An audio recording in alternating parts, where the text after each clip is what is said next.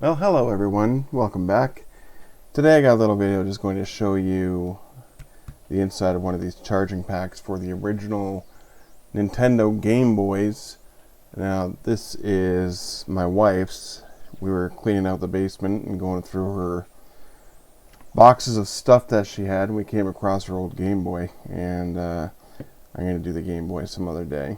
But it needs some work. It's got lines down the screen missing. You know, the typical things of an old Game Boy that need to be repaired. But I myself also had one of these when I was much younger.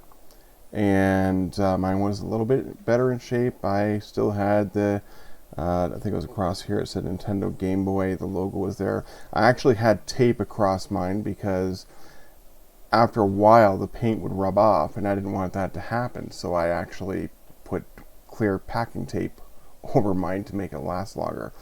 But when I got into my early 20s and got a job, didn't have time for video games, so I actually ended up selling my Game Boy for a ridiculous price. I think it was for like 75 bucks or something like that.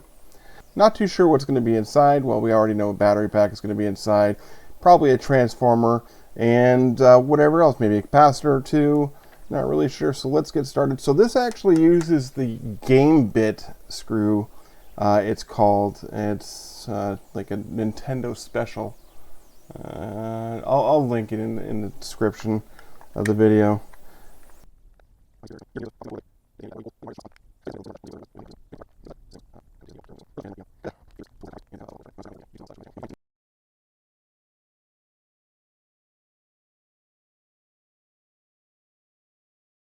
But this is done now, and let's crack it open.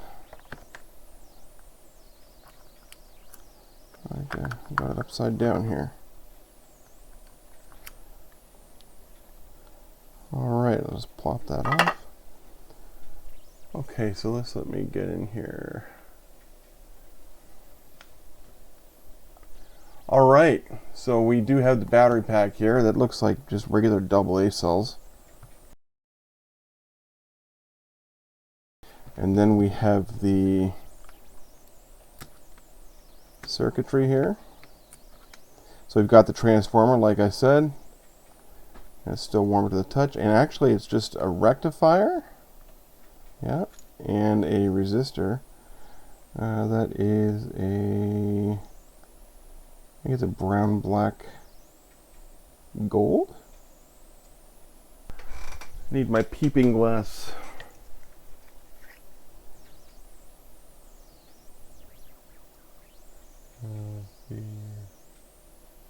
Yeah, it looks like a brown, black, gold. So that just goes across the rectifier and the outputs of the for the plugging into the Game Boy there, and it acts as a fuse. You can see it's labeled F for fuse down there. I'll zoom in there.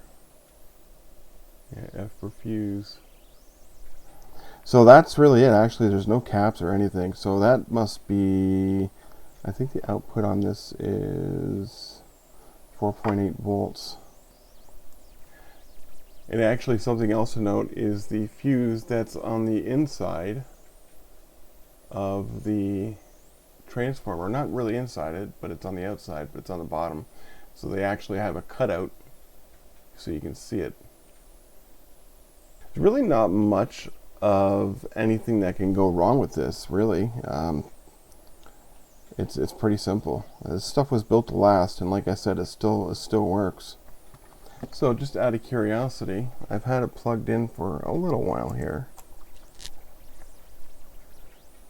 So I'm just going to go measure across the outputs here. And which side do we have here? This is positive here. Of course, so goes my clock. Okay, so we're just going to go measure from here, which is positive, to negative. And I'm getting 4.04 volts. So not 100% charge. Now it does say on the back of this that it does need 8 hours to charge. Actually, it's pretty funny because I've never seen this before on anything that actually says 4.8 volts. Charge time, 8 hours. You don't see that on anything nowadays. But again, this being made for kids, maybe they just included it to say, hey, we take some time to charge. So now I'm going to measure the AC voltage. I've got the AC voltage plugged in here. We have to be very careful not to get bit by the AC voltage. That would be bad. Okay, I think we're pretty clear here. Let me just make sure we're all good. That's good. Move these over here.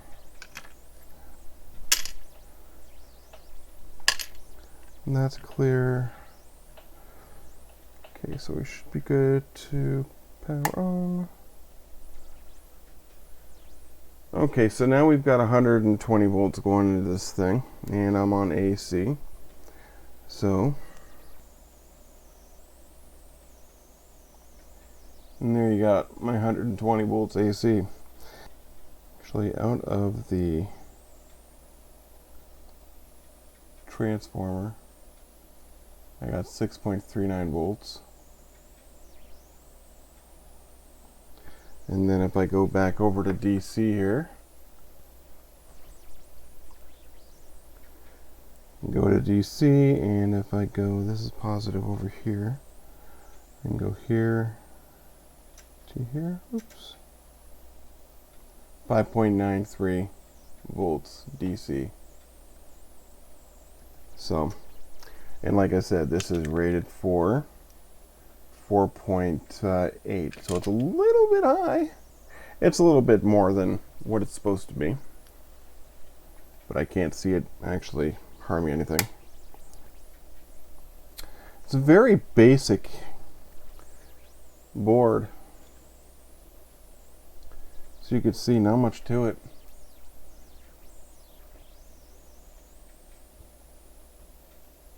Not much, pretty shoddy. Blob of solder there.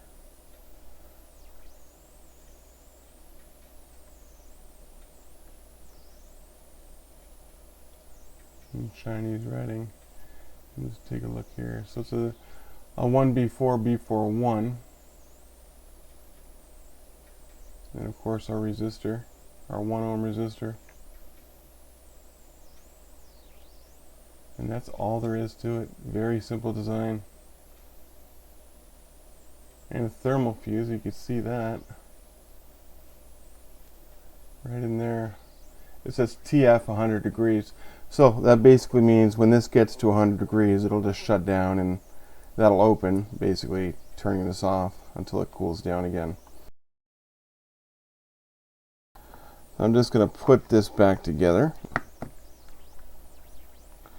And these went around there. Actually, this went on first.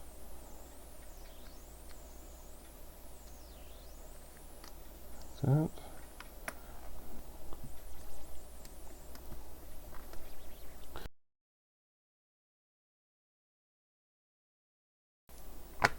There we go.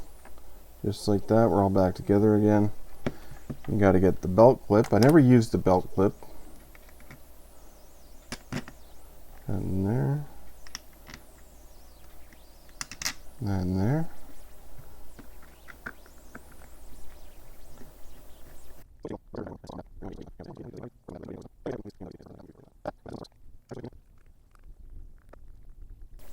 And that's it. All back together and ready to go.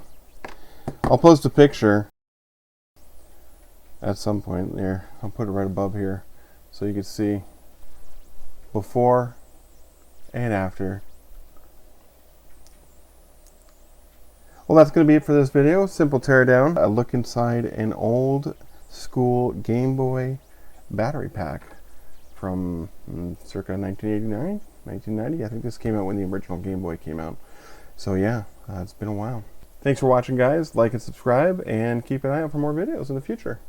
Cheers.